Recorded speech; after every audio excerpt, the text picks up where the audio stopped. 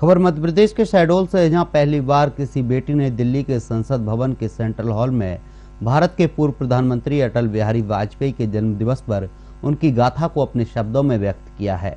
वहीं अपने 3 मिनट के भाषण की शुरुआत अनंता ने जय महाकाल से की है। इसके बाद उन्होंने अपना परिचय देते हुए मां नर्मदा की पावन भूमि शहडोल को नमन करते हुए धारा प्रवाह करने वाला वक्तव्य दिया है। आपको बता दें कि संसद भवन से लौटने के बाद अनंता का शहडोल में भव्य स्वागत किया गया है। इसके साथ ही विधायक ने श्रीफल और साल से भेंट कर हर्ष व्यक्त किया है। सभी को सादर नमस्कार। मैं अनंता श्रीवास्तव, नेहरू युवा केंद्र, जिला शहडोल, मां नर्मदा की पावन भूमि मध्य प्रदेश से मध्य प्रदेश के सपूत एवं भारत रत्न श्री अटल बिहारी वाजपेयी जी पर अपना वक्तव्य प्रस्तुत कर रही हूँ। नवयोजन सहस्त्रों विस्तारो अस्य महामुनि कर्म भूमिरियम स्वर्गम अपवर्गम च गच्छताम। विष्णु पुराण में आलोकित यह श्लोक भारत भूमि को स्वर्ग एवं मोक्ष प्रदान करने वाली कर्म भूमि बताता है। भाव, राग और ताल के समन्वय से बना भारत प्रकृति की जीवंतता का द्योतक है। विश्व में रोमन, ग्रीक जैसी अनेकों सभ्यताएं जन्मी और नष्ट हुई, किंतु सनातन सभ्यता एकमात्र वैज्ञानिक सभ्यता है जो अनेकों विदेशी आक्रमणों के बाद भी अपने शस्त्र और शास्त्रों की वजह से अपने वास्तविक स्वरूप में जीवंत है। निसंदेह जब पाश्चात्य को धरती चपटी नजर आती थी, हमें तब से ब्रह्मांड के गूढ़ रहस्य पता है। पूर्व प्रधानमंत्री श्री अटल बिहारी वाजपेयी जी के शब्दों में भारत कोई भूमि का टुकड़ा नहीं, यह जीता जागता राष्ट्र पुरुष है। वह राष्ट्र जिसने एक चट्टान काटकर कैलाशनाथ मंदिर प्रकट किया, जिसने कोणार्क के सूर्य मंदिर से अर्घ्य दिया। वह राष्ट्र जहां मां गंगा की पवित्रता है, जहां श्री राम की दिव्यता है।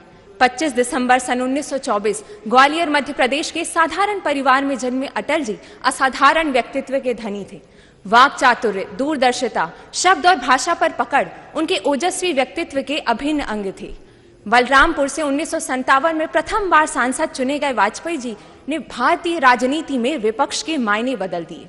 1977 में विदेश मंत्री रहते हुए संयुक्त राष्ट्र अधिवेशन को मातृभाषा हिंदी में संबोधित कर गौरवशाली हिंदी भाषा को गौरवान्वित किया, साथ ही हीन भावना से ग्रस्त लोगों को सटीक उत्तर भी दिया। प्रधानमंत्री रहते हुए पोखरण परमाणु परीक्षण कराकर भारत को परमाणु शक्ति संपन्न बनाया। साथ ही कारगिल युद्ध में त्वरित निर्णय लेकर शटे शाट्यम समाचरित के सिद्धांत को प्रतिपादित कर उन्होंने चरितार्थ किया कि विनय न मान जलधि जड़, विनय न मान जलधि जड़, गए 3 दिन बीत, बोले राम सकोप तब, भय बिन होय न प्रीत। प्रधानमंत्री जी ने परमाणु परीक्षण के बाद लगे अमेरिकी प्रतिबंधों के प्रतिकार के में भारतीय प्रवासियों का आह्वान कर राष्ट्र के राजकोष को समृद्ध कराया। साथ ही विपक्षी नेता होते हुए अंतर्राष्ट्रीय मंच पर देश का पक्ष रखते वक्त भी अटल जी ने प्रत्येक वक्त हर एक निर्णय में राष्ट्र को प्रथम रखा। अनंता श्रीवास्तव बेटी को मैं हृदय से बहुत बहुत शुभकामनाएं देता हूं, भगवान से प्रार्थना भी करता हूं इसी तरीके से वो आगे बढ़ती रहें। साथ ही शहडोल जिले का नाम भी उन्होंने रोशन किया, क्योंकि मध्य प्रदेश से एक ही बेटी हमारे शहडोल जिले की गई और उन्होंने माननीय स्वर्गीय अटल बिहारी वाजपेयी जी के संबंध में उन्होंने अपनी स्पीच दी और उनकी स्पीच को वही मैंने सुना है और जिस तरीके से उन्होंने प्रस्तुतिकरण दी है, मैं उसके लिए हृदय से शुभकामनाएं और बधाई देता हूँ। सभी को प्रणाम।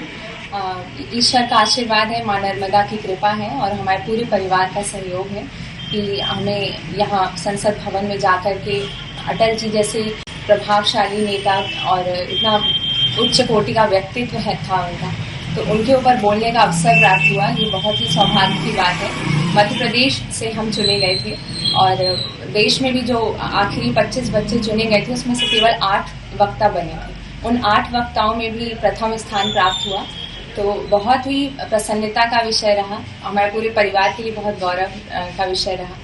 और अभी माननीय विधायक जी द्वारा सम्मानित होकर भी बहुत अच्छा लग रहा है। बहुत अनुग्रहित हूँ मैं कि इतना उन्होंने सम्मान दिया। बहुत बहुत आभार।